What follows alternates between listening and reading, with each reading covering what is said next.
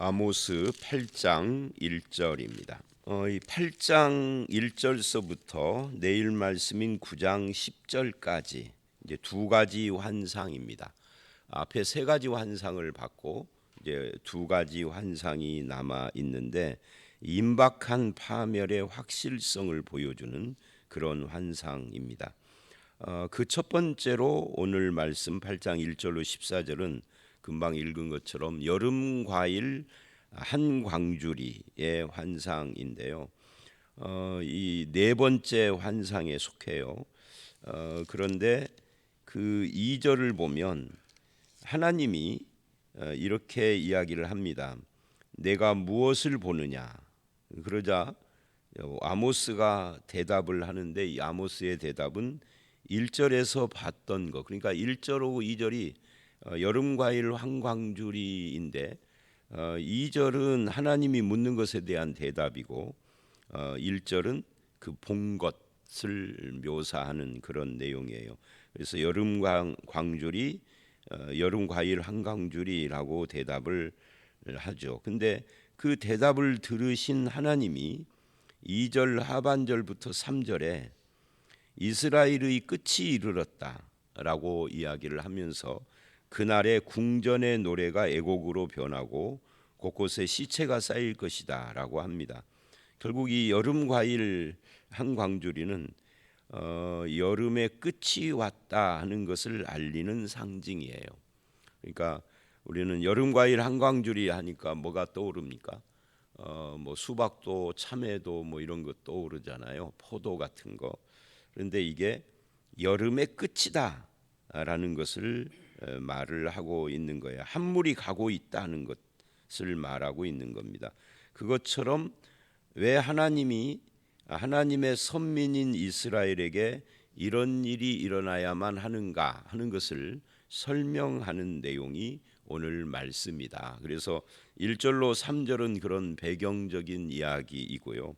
4절로 10절 그리고 11절로 14절 이렇게 두 문단으로, 그러니까 전체적으로 세 문단으로 나뉘는 거죠. 근데 1절로 3절은 서론적인 이야기라고 할 수 있습니다. 먼저 4절로 10절을 보시면 그 8절에 이로 말미암아라는 말이 나와요. 이로 말미암아라고 하는 것은 4절부터 7절이 원인이 된다 하는 이야기죠. 그것이 원인이 돼서 8절로 10절이 일어난다 하는 것을 보여주고 있는 겁니다. 이 8절을 그러니까 우리가 좀 밑에서부터 보는 건데요. 8절을 보면 이로 말미암아 땅이 떨지 않겠으며 그 가운데 주민이 애통하지 않겠느냐. 않겠느냐 하는 말은 반문이니까 그렇게 된다는 거죠. 땅이 떨고 주민이 애통하고 온 땅이 강의 넘침같이 솟아오르며, 땅이 솟아오르는 거예요. 애국강같이 뛰놀다가 낮아지리라. 애국강은 이제 우리가 아는 나일강이겠죠. 나일강이 범람하는 것처럼 그런 일이 일어난다 하는 거예요. 또 9절을 보면 해가 대낮에 집으로 비추는데 백주의 어두움이 임한다. 이게 해가 대낮에 지게 한다라고 하는 이거 실제로 자연 현상으로 일어나는 것은 아니죠. 그러니까 이건 지금 상징적인 표현이라고 해야 합니다. 백주에 캄캄한 밤이 임한다 하는 것은 이제 세상이 상상 못할 일이 일어난다 하는 것을 말하고 있는 거죠. 그러니까 백주 대낮이 캄캄해진다니, 어두움이 온 세상을 물들이고 일어날 수 없는 일이 일어나는 것을 표현을 한 거예요. 그리고 10절은 이제 3절의 심판. 이제 3절 우리가 안 봤는데 아까 말을 했는데 궁전의 노래가 애곡으로 변하고 곳곳에 시체가 많아서 사람이 잠잠히 그 시체를 내버리리라 한 그 말씀을 좀 더 확대한 것이다 라고 말할 수가 있겠죠. 거기 보니까 절기를 애통으로 너희 모든 노래를 애곡으로 변하게 하며 모든 사람에게 굵은 배로 허리를 동이게 하며, 이 굵은 배로 허리를 동한다는 것 슬픔의 표현인데 언제 굵은 배를 허리로 동하느냐면 사람이 죽었을 때 장사 지낼 때 하는 거잖아요. 머리를 대머리가 되게 하고 이 수치하고 관계가 됩니다. 독자의 죽음으로 말미암아 애통하듯 하게 하며 결국은 곤고한 날과 같게 하리라. 여기 독자의 죽음으로 말미암아 하는 것은 굉장히 특별한 표현이죠. 왜냐하면 여러분 독자의 죽음은 뭐가 떠오릅니까? 성경을 한 번이라도 읽어본 분은 바로 그 출애굽을 할 때 그 유월절 모든 집의 독자들이 죽는 그 상황에서 어린 양의 피를 바른 문설주의 피를 바른 집은 유월 이 죽음의 사자가 넘어가잖아요. 근데 그게 마치 취소된 것처럼, 그러니까 이스라엘이 아니라 애굽 사람 같은 취급을 받는 거죠. 너는 내 백성이 아니다 하는 것 같은 그런 출애굽 때 잃은 그 독자를 잃은 애굽인들처럼 되어질 것이다라고 지금 말하는 겁니다. 즉 너희는 선민이 아니다 하는 이야기죠. 그러니까 이 10절이 아주 특이한 그런 표현이에요. 왜 이런 일이 일어나게 됐는가? 그게 이제 4절로 7절이죠.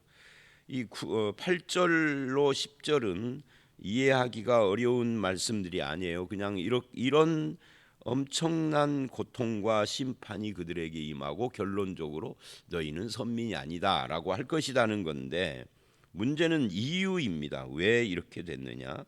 그것이 이제 4절로 7절인 거죠. 이게 오늘 말씀의 핵심이라고 할 수 있어요. 원인. 이 4절로 7절을 보면 먼저 4절을 보니까 이렇게 말을 해요. 가난한 자를 삼키며 땅에 힘없는 자를 망하게 하려는 자들. 그러니까 가난한 자, 힘없는 자를 멸시하고 망하게 한다. 말하자면 이런 이야기죠. 이 사람들이 하나님의 선민답지 않은 삶을 산 것이 저들의 인생관, 저들의 삶의 가치관이 돈과 이익에 매여서, 돈이 더 중요하니까 뭐가 무시가 되느냐면 사람과 생명이 무시가 되는 거예요. 그러니까 돈과 이익에 매여서 사람을 멸시하고 생명을 하찮게 여기는, 업신여기고 그렇게 하는 모습들, 이것이 8절로 10절의 이유다 하는 거예요. 이게 첫 번째 이유죠. 그리고 5절로 6절을 보면 거기에 월삭 이야기가 나와요. 이 월삭이라는 말은 이제 세 달의 첫날, 그러니까 오늘 우리가 12월인데 12월 1일 이런 것이 이제 월삭인 거죠. 근데 그 월삭에는 뭐를 하느냐면 아무것도 사고 팔고 하지 않고 안식을 하는 거예요. 자, 그렇게 되면 장사하는 사람이나 뭐 이런 사람들, 또는 노동하는 사람이나 또는 그런 노동자들을 데리고 있는 뭐 기업체라는 이런 사람들은 하루를 쉬면은 경제적으로 불이익이 오죠. 그러니까 이렇게 말을 한다는 거예요. 월삭이 언제 지나느냐? 월삭이 빨리 지나야 우리가 곡식을 파서 돈을 만들 텐데 그렇게 한다는 거예요. 그러니까 하나님이 말씀하시는 절기도 돈의 가치보다 못한 거예요. 그러니까 이 월삭 이거 좀 월삭 좀 없으면 좋겠다 이런 불평을 하는 거죠. 안식일도 똑같다는 거예요. 안식일을 이렇게 말을 해요. 거기 보면은 5절에 안식일이 언제 지나냐? 이 안식일이 빨리 지나야 우리가 밀을 낼 텐데 월삭도 그랬고요. 그래서 신앙이 형식화됐습니다. 이렇게 된 이유가 뭐예요? 월삭이나 안식일에 이런 불평을 하는 이유는 딱 하나죠. 돈이죠, 돈.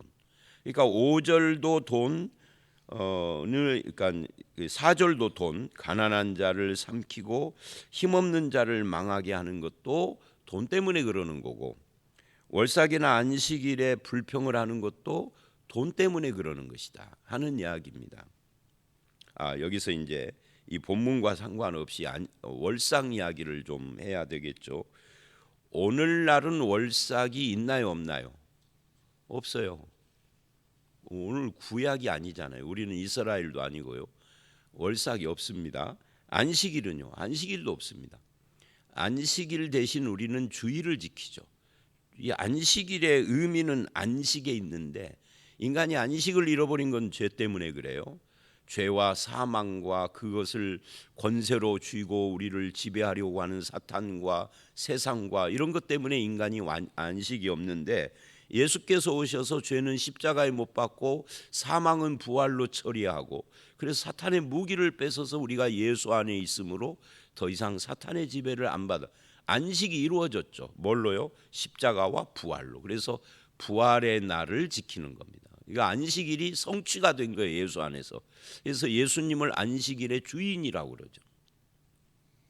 예수 안에 있는 것이 안식이기 때문에 우리는 더 이상 날짜로서 안식일을 지키는 게 아니라 주일에 모여 예배하는 거예요. 월삭도 똑같은 겁니다. 그래서 신약에는 월삭이 없다. 제가 왜 이 말을 하느냐면, 한국 교회가 옛날에는 안 그랬는데 한 10여 년 전, 20년 전부터 뭐 월상 예배라는 것을 하는 교회가 생기기 시작을 했어요. 많은 교회가 그걸 했는데 요즘도 하는지는 모르겠어요. 그거 왜 그런 걸 자꾸 만들까요? 없는 것을. 답은 있지만 말은 안 하렵니다.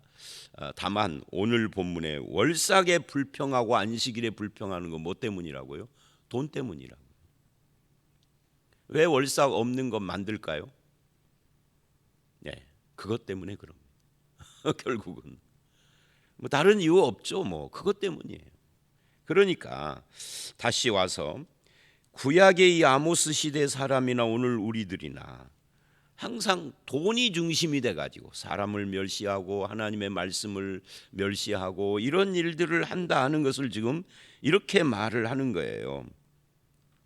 그러면서 뭐 이런 이야기를 또 하죠. 우리가 밀을 내게 할고 한 다음에 에바를 작게 하고 세계를 크게 하여 거짓 저울로 속이며, 이 세 가지는 전부 다 물건을 사고 팔 때, 예를 들면 우리나라도 옛날에 쌀 같은 거 이런 거 할 때 이렇게 그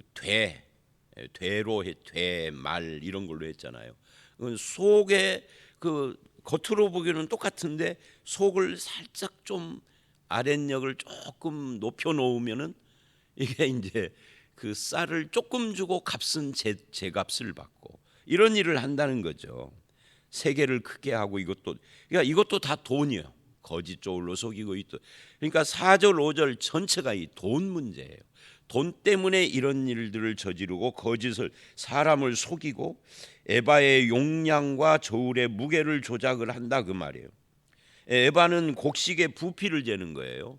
세겔은 이 세겔은 이제 저울의 그 무게, 말하자면 10g의 곡식의 금액을 지불할 때 이게 요거를 조금 조절을 하면은 돈 차이가 생기는 거죠.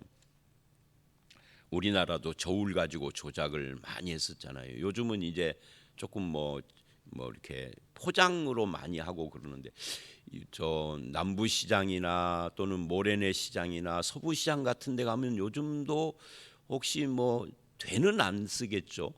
뭐 저울 같은 건 여전히 쓸 것 같아요. 근데 그걸 어떻게 하는지는 저는 요즘은 모릅니다. 옛날에는 그런 것이 흔했어요. 그러니까 그거하고 비슷한 겁니다. 그러니까 결국 돈 때문이다. 그리고 이제 6절을 보면은 그 돈으로, 그렇게 해서 번 돈으로 힘없는 자를 사며, 사람을 이제 노예로 만드는 거예요. 여기 힘없는 자는 가난한 자를 돈 주고 산다 하는 이야기입니다. 그런데 어느 정도 값을 주고 사느냐 하면은 신 한 컬레로 가난한 자를 사며 찌꺼기 밀을 팔자 하는도다. 여기 신 한 컬레로 값을 주고 노예를 산다. 그러니까 사람의 가치가 신 한 컬레 정도밖에 안 되는 거죠. 그러니까 이 얼마나 이 아모스 시대가 얼마나 타락했는가를 지금 보여주는 거예요. 그러니까 항상 부강하고 경제가 막 발전을 하고 하던 시대라 해도 모든 사람이 다 같이 잘 사는 건 아니잖아요. 한쪽에서는 못 사는 사람들은 여전히 못 살고 더 힘들고 그렇게 되어지는데, 근데 돈들이 막 넘쳐나니까 가난한 자는 그냥 신 한 클레 값이면은 노예로 살 수 있는 세상이 왔다 하는 거예요. 이거를 읽으면서 우리는 안식일만 지키면 안 되겠구나. 이제는 월삭도 지키자. 이렇게 이거를 읽는 사람이 혹시 있을 수도 있어요.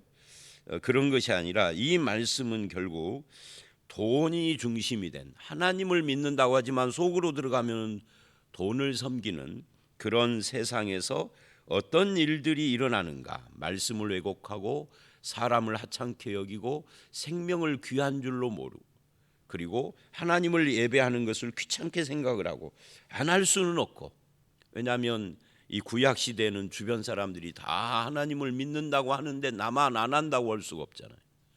사실은 그들이 하나님을 믿는다고 하는 속도 들어가 보면은 어제 우리가 봤던 것처럼 그게 우상이기는 했지만, 하여튼 그런 상황이 오늘 우리도 똑같다 그 말이에요. 본문이 말하고 있는 것은 결국은 돈, 그리고 그보다 돈인데 그것을 속으로 들어가 보면 뭐겠어요? 인간의 탐욕이죠. 탐심. 결국 십계명이에요. 이렇게 놓고 보면. 종교 행사에 참여를 해도 마음은 욕심에 물들어 있어. 그래서 하나님을 예배하고 종교 행사를 하는 것도 형식적이고 억지고, 하나님을 예배하지만 우리 5절에서 말하는 안식일이 언제 지나느냐, 이걸 우리식으로 말하면 예배 언제 끝나지? 예배이 빨리 끝나야 내가 지금 빨리 달려가서 할 일이 있는데, 예를 들면 뭐 사업상 뭐 이렇게 거래처 사장 딸이 결혼한다는데 목사 오늘 설교가 다른 때보다 기네 막 이러고 있고, 그리고 똑같은 이야기. 그 왜 그러는 거죠? 돈 때문이죠. 결국은 돈이고 탐욕인 거죠. 하나님을 멸시하는 거예요. 사람을 멸시하는 것이고 하나님을 멸시하는 겁니다.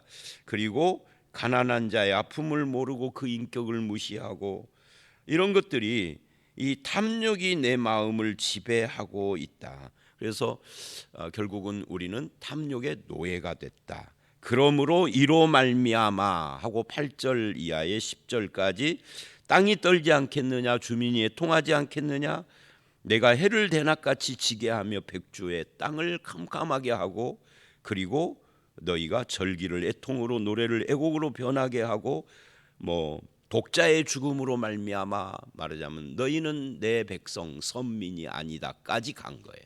이것 때문에. 그래서 오늘 말씀에서 우리는 나를 지배하는, 내 인생을 지배하는, 나의 인생관을 지배하는 것이 뭔가, 하나님이고 하나님과 말씀인가 아니면은 탐욕인가 하는 것을 생각해 봐야 한다 하는 이야기입니다. 그리고 이제 11절로 14절, 여기 11절로 14절은 그렇다면 사람들은 왜 탐욕의 지배를 받는가 하는 문제예요. 그 대답은 기근 때문이다. 11절을 보시면 이렇게 이야기를 합니다. 주 여호와의 말씀이니라. 보라, 날이 이를지라 내가 기근을 땅에 보내리니 양식이 없어 주림이 아니며 물이 없어 가람이 아니요 여호와의 말씀을 듣지 못한 기갈이라. 그러니까 사람이 탐욕에 물드는 것은 기근 때문인데 그 기근은 양식이 없는 기근이 아니다. 그럼 뭐예요? 물이 없어 가람이 아니라 여호와의 말씀을 듣지 못한 기근이고 가람이다. 그렇게 이야기를 해요. 결국은 말씀에서 멀어졌기 때문이다. 이게 참 재밌는 건데요. 하나님의 말씀을 매일 몇십 장씩 읽어도 말씀이 없는 사람이 있어요. 하나님의 말씀을 많이 읽는다고 말씀의 사람이 되는 건 아니에요. 분량하고 관계가 있지 않아요. 하나님의 말씀을 우리가 읽고 들은 대로 내 삶에 적용하는 것이 중요한 거예요. 한 구절을 읽어도 그 말씀을 적용을 해야 하는데 그냥 읽어요. 왜? 나는 성경을 얼만큼 읽었다를 자랑하는 거죠. 그러기 위하여서 읽는 말씀은 아무 의미가 없어요. 국어책 읽는 거 똑같은 거죠. 말씀을 읽는 말씀을 나에게 적용해요. 읽는 말씀, 암송하는 말씀, 공부하는 말씀을 적용하지 않으면 소용없고 듣는 말씀도 적용해야 되고요. 모든 말씀은 어떤 형태로든지 그 접하는 사람들이 자기에게 적용하지 않으면 아무 소용이 없어요. 그래서 여기 이제 아무리 가난해도 그래도 그것이 사람을 탐욕의 노예로 만들지 않는데, 가난하지만 하나님의 말씀을 사모하고 그 말씀을 순종하는 사람은 기근을 만난 사람이 아닌데, 부자라고 해도 말씀의 기근을 만난 사람은 그 탐욕에 허기진 것이 메꿔지지 않아서 계속 그 일을 한다는 거예요. 이게 11절로 14절이죠. 그래서 이기적이고 탐욕스럽고 몰인정하고 사람의 영혼과 인격을 무시하고 그러는 것이 다 하나님의 말씀 순종을 하지 않아서 그렇다. 그러면 왜 그렇게 되는가? 한마디로 이 가치관의 문제죠. 우리가 말씀을 순종한다, 적용한다 하는 것은 나는 오늘 새벽에 말씀을 듣고 적용했어, 여기에 있는 것이 아니라 말씀을 적용에는 순종이 포함되는 거예요. 같은 이야기입니다. 말씀을 적용한다는 것은 오늘 말씀에는 이런 것이 있어, 너는 묵상했어, 나는 했는데, 이게 아니라 그것이 내 가치관을 바꾸는 것이 중요한 거죠. 내가 말씀대로 내 인격과 가치관과 세계관과 삶의 철학이 세워져야 하는 겁니다. 그것이 없으면 기근을 만난 거예요.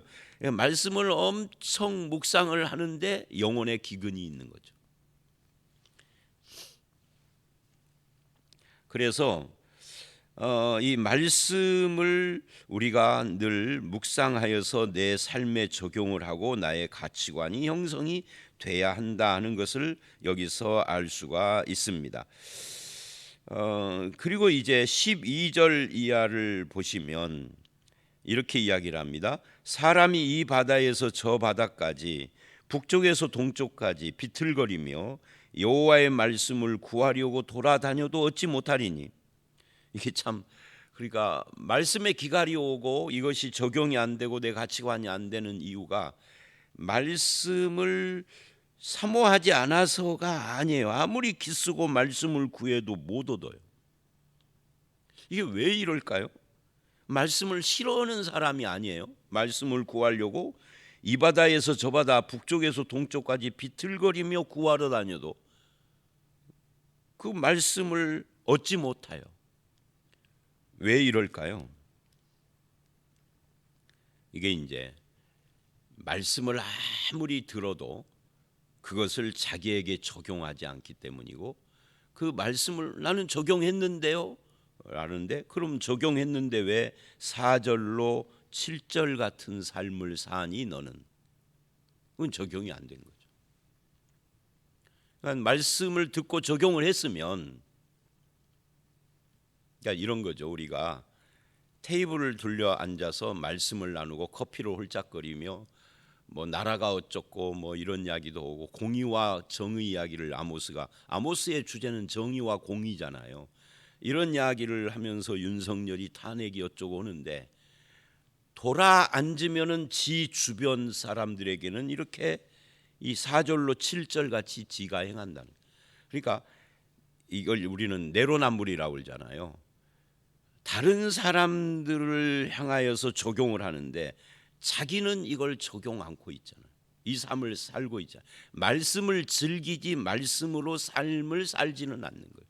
그러니까 말씀을 구하려고 아무리 비틀거리며 동서남북을 다 찾아다녀도 진정한 하나님의 말씀이 구해지지 않는 거죠. 이 12절이 그런 이야기예요. 그래서 13절, 그날의 아름다운 처녀와 젊은 남자가 다 갈아여 쓰러지리라. 이 갈아여 쓰러진 건 말씀의 기근을 말하는 겁니다. 자, 그리고 14절을 보십시오. 사마리아의 죄된 우상을 두고 맹세하여 이르기를 다나 내 신들이 살아있음을 두고 맹세하노라 하거나 브엘세바가 위하는 것이 살아있음을 두고 맹세하노라 하는 사람은 엎드러지고 다시 일어나. 그러니까 말씀을 구해도 얻지 못하는 이유는 뭐냐면 하나님의 말씀을 구한다고 그러는데 여전히 우상을 숭배하는 데서 안 변하는 거죠. 그러니까 삶은 안 변하고 말씀만 듣거나 읽거나 묵상하거나 심지어 적용까지 했다는데 삶은 안 변했어. 여전히 탐욕스럽고 하나님을 사랑한다는데 인간을 멸시하고 여전히 하나님이라고 칭하고 섬기는데 속은 우상이고 이게 안 변했다. 그러니 말씀이 없는 것이다. 그래서 오늘 이 말씀을 통해서 우리는 우리 자신을 돌아봐야 합니다. 우리는 수많은 설교를 들어요. 전 세계에서 한국 교회처럼 설교를 많이 듣는 교회가 없대요. 왜냐하면 다른 나라는 요즘은 이제 한국에 물들어서 한국 선교사들이 많이 퍼져서 미얀마를 가도요 새벽 기도를 하는 교회들이 많이 현지 교회도 생겼어요. 한국 선교사들이 이렇게 가르쳤죠. 그런데 아직도 대부분 이 새벽 기도를 한다든지 심지어 수요 예배나 이런 것도 없어요. 한국 교회는 수요 예배도 있지, 새벽 기도 일주일에 7번 있지, 그럼 8번이잖아요. 오후 예배도 없어요. 다른 데 가보면 9번. 그러니까 다른 데 한 번 설교를 들을 때 한국 교회는 10번 듣는 거예요. 낮 예배까지. 그런데 한국 교회 교인들이 다른 나라 교인들보다 훨씬 그러면은 성도답게 살고 있느냐면 그거는 아니에요. 왜 그럴까요? 수많은 설교, 성경 공부, 기도회를 합니다. 기도회를 하면 이제 우리 교회는 기도회를 잔잔하게 하지만 대부분 교회는 막 기도회를 하면 열광 집회를 하잖아요. 눈물 콧물 흘리고 손 들고 막 눈을 지그시 갖고 눈물을 줄줄줄줄 흘리는데 돌아서면 삶은 같아. 안 변했어. 가치관이. 종교성만 가득하고 종교적 만족만 얻었을 뿐이지 삶이 안 달라졌으니 말씀을 들어도 소용이 없다는 이야기를 지금 하는 겁니다. 그래서 우리 자신을 돌아봐야 해요. 하나님의 말씀 앞에 철저히 내 가치관, 세계관, 인생관이 뿌리채 바뀌어야 한다 하는 것을 오늘 이 말씀을 통하여서 배우게 됩니다. 저와 여러분은 새벽마다 이 말씀을 듣고 묵상을 하고 적용을 해서 하나님을 사랑하는 만큼 사람을 멸시하지 않고 긍휼히 여길 줄 알고 하나님보다 나의 탐욕을 따라서 사는 자가 아니라 하나님의 말씀을 따라 사는 자가 되고 하나님이라고 이름하는 우상을 섬기는 것이 아니라 성경이 말하는 그 하나님을 바르게 섬기는 그런 성도들이 되시기를 주의 이름으로 축원합니다. 함께 기도하겠습니다.